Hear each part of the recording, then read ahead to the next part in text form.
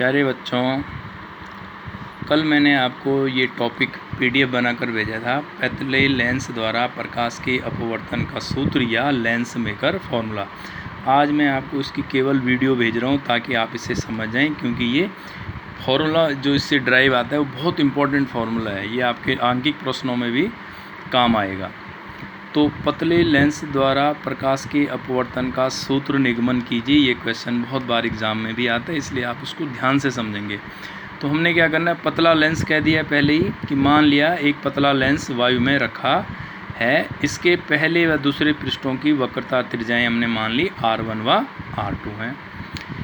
एक बिंदु वस्तु O प्रथम पृष्ठ के P1 से U दूरी पर रखा है। ये P1 है। ये देखो, ये इसका मुख्य अक्ष हो गया। डायग्राम भी समझेंगे। ये जो इस पतले लेंस के बीचों बीच जो रेखा जा रही है, ये इसके क्या हो गया, ये इसका मुख्य अक्ष हो गया है। ये P1 ध्रुव यहाँ पे P1 होगा, दूसरे पृष्ठ पे P2 ध्रुव होगा। तो अभी ये क्या कह रहा है, जो O वस्तु रखी है, बिंदु वस्तु मतलब बहुत छोटी वस्तु, पॉइंट ऑब्जेक्ट, ये O वस्तु यहाँ पे रखी है। P1 से इसकी दूरी क्या होगी, क्योंकि वस्तु है तो इसकी दूरी क्या हो जाएगी, U। और इसका जो प्रतिबिंब है, किसका, इस वस्तु का जो प्रतिबिंब है वो I डैश पे बन रहा है, यहाँ बन रहा है। तो इसकी दूरी क्या हो जाएगी P1 से, ये दूरी ये होगी V डैश हो गई। ठीक है बच्चों, पर बन रही है। और ये भी मान के चल रहे हैं, किसके लिए पढ़ रहे हैं, जब लेंस के दोनों ओर माध्यम समान होगा उसके लिए हम इसको पढ़ रहे हैं।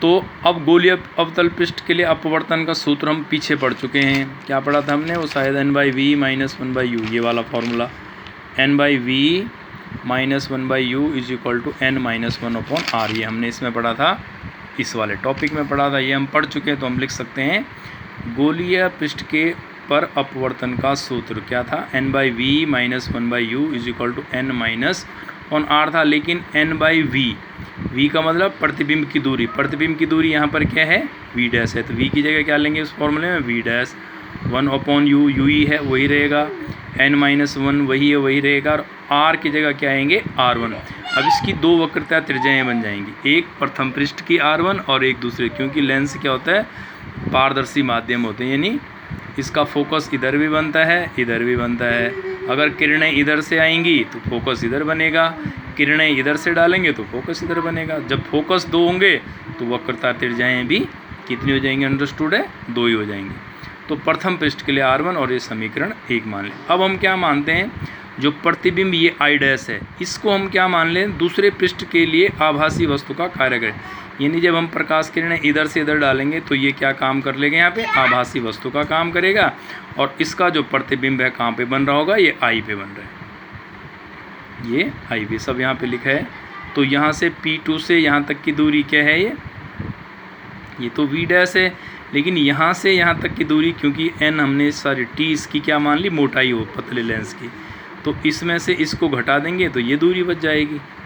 यानी कि टोटल v डैश तो यहाँ से है ना, P1 से, तो ये यहाँ से यहाँ घटा के यहाँ लिखेंगे v डैश माइनस t। यानी जो अब v डैश था वो क्या हो जाएगा आपके पास, जो u होगा वो क्या हो जाएगा, u की दूरी क्या हो जाएगी, यहाँ से यहाँ तक की दूरी v डैश माइनस t हो जाएगी।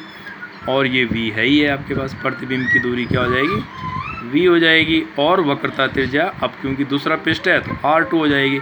फिर उसी फॉर्मूले में क्या था वो फॉर्मूला, 1/v - 1/u = n/1 था।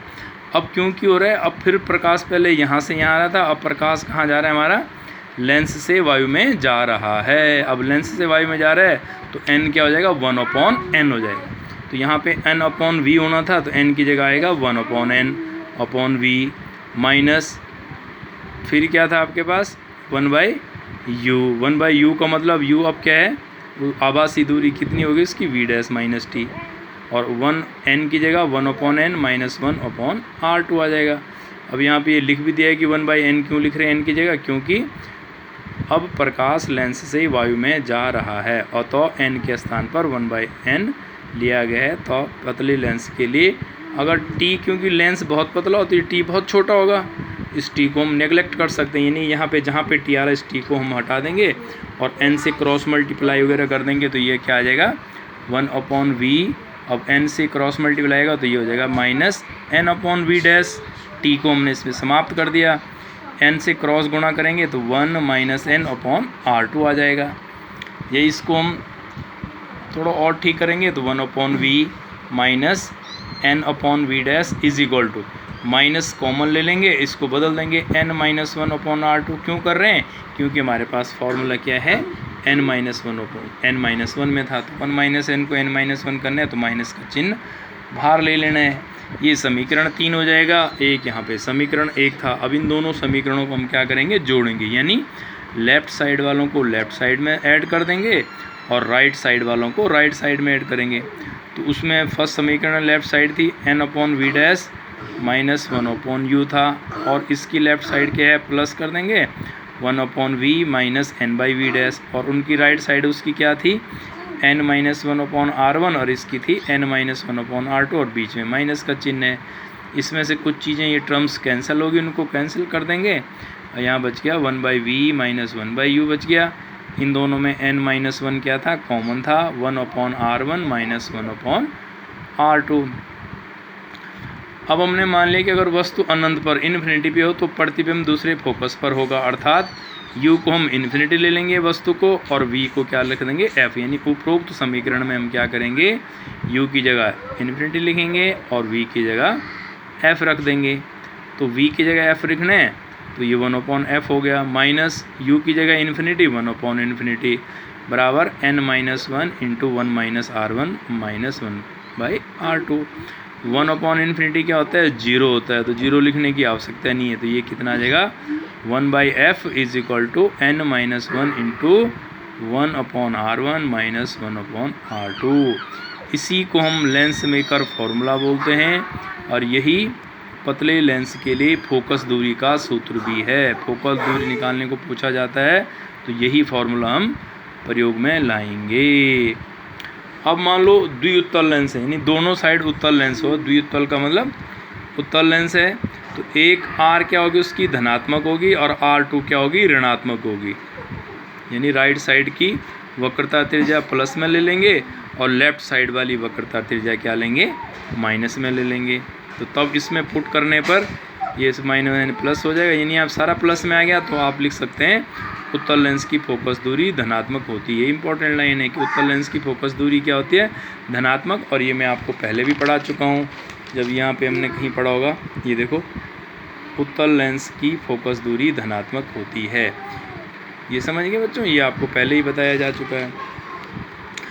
अगर अवतल लेंस होगा तो, अब दोनों अगर अवतल लेंस होंगे तो क्या होगा, R1 माइनस R लेंगे। अब R1 माइनस R क्यों लेंगे, क्योंकि इसका जो पहला ये होता है ना, ये अगर प्रकाश किरणें यहाँ से आएंगी तो इसकी वक्रता त्रिज्या ऋणात्मक होगी, और अगर प्रकाश किरणें यहाँ से आएंगी तो वक्रता त्रिज्या इधर बनेगी तो धनात्मक होगी। तो यानी R1 ऋणात्मक होगी और R2 क्या होगी, धनात्मक। तब उपरोक्त समीकरण में रखेंगे हम 1/f n माइनस, तो ये R1 की जगह यहाँ पे माइनस आ जाएगा, ये भी माइनस, दोनों में माइनस है, माइनस आ जाएगा बाहर कॉमन, तो n minus 1 into 1/R1 plus 1/R2, यानी ये ऋणात्मक आ गया।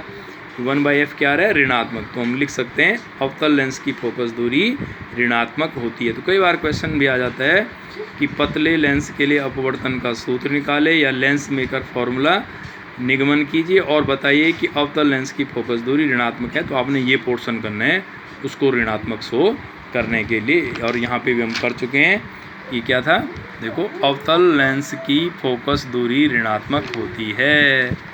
तो ये है बहुत इंपॉर्टेंट, यानी कि ये formula, this formula is very very important. 1/f is equal to n minus 1 into 1 upon R1 minus 1 upon R2। इस पर मैं आपको 2-4 आंकिक प्रश्न भी कराऊंगा और वो एग्ज़ाम की दृष्टि से भी महत्वपूर्ण होंगे।